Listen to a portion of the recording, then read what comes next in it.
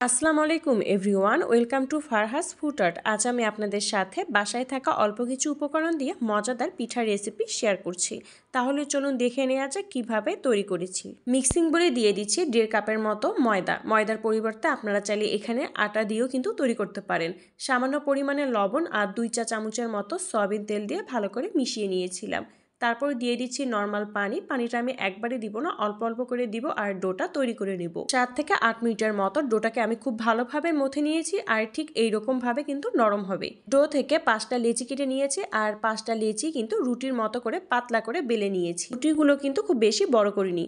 তারপর আরেকটু ডো থেকে আমি এভাবে লম্বা করে বেলে নিয়েছি আর চারকোনা শেপ দিয়ে এভাবে লম্বা করে কেটে নিয়েছি। ভিডিওটি পুরোটি দেখলে বুঝতে পারবেন। পুর তৈরির জন্য প্যানে দিয়ে দিচ্ছি 1 কাপের মতো নারকেল কোড়ানো, স্বাদ মতো চিনির পরিবর্তে চাইলে এখানে আপনারা খেজুরের গুঁড়ো কিন্তু ব্যবহার করতে পারেন, 2টা ছোট এলাচ, 1 চা চামচের মতো ঘি, সোয়ার জাল একদম কম করে দিয়ে ভালো করে মিশিয়ে নিয়ে পুরটা তৈরি করেছি। এখানে চাইলে এর পরিবর্তে আপনারা ঝাল কিছু কিন্তু তৈরি করতে পারেন। 5টা রুটি যে বেলে রেখেছিলাম তার মধ্যে থেকে একটা রুটির মাঝখানে আমি রান্না করে রাখা পুরটা দিয়ে দিচ্ছি আর লম্বা করে কেটে রাখা শীটটা কিন্তু এর উপরে দিয়ে দিচ্ছি আর একটু পানি দিয়ে এভাবে চাপ দিয়ে দিচ্ছি। তারপর একটা ছুরির সাহায্যে বাঁকা করে এভাবে একটু গ্যাপ দিয়ে আমি কেটে নিচ্ছি। আর দুপাশে কেটে নেওয়ার মাপটা কিন্তু এক হবে, কম বেশি করা যাবে না। এখানে আমি আজকে ইলিশ মাছের শেপ দিব, তো আপনারা আপনাদের পছন্দ মতো যে কোনো ডিজাইন দিয়েই কিন্তু তৈরি করতে পারেন পিঠাটি।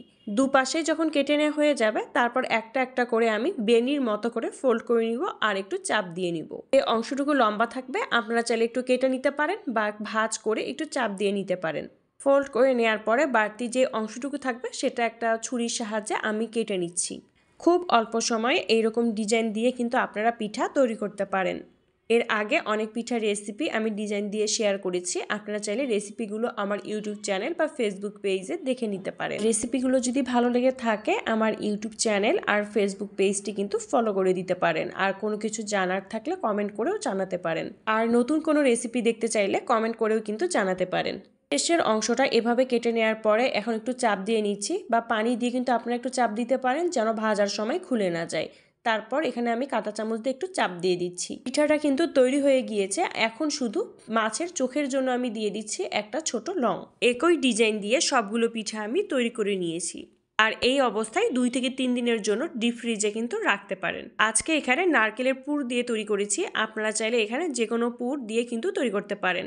চুলার জাল একদম কম করে দিয়ে প্যানে পরিমাণ মতো তেল গরম করতে দিয়েছি, তারপর পিঠাগুলো দিয়ে দিচ্ছি।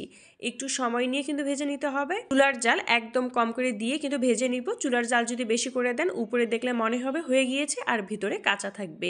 এক পাশে যখন হয়ে যাবে এইভাবে আরেক পাশ উল্টিয়ে দিচ্ছি, দুপাশে ভালো করে ভেজে নিব। বাদামি কালার হয়ে আসলে একটা ছাঁকনির সাহায্যে নামিয়ে নিব, তাহলে এক্সট্রা যে তেলটা আছে সেটাও ঝরে যাবে। এই তো তৈরি হয়ে গেল অনেক সহজ আর মজাদার পিঠা। বাসায় থাকা অল্প কিছু উপকরণ দিয়ে এভাবে কিন্তু ঝটপট ভাবে আপনারা তৈরি করতে পারেন। তৈরি করা খুব সহজ, খেতেও ভীষণ মজার হয়েছিল আর অনেক মুচমুচে হয়েছিল। এই সহজ আর মজাদার রেসিপিটি আপনাদের কাছে কেমন লাগলো কমেন্ট করে জানাবেন। তাহলে আজ এতটুকুই, ভালো থাকবেন, সুস্থ থাকবেন, আল্লাহ হাফেজ।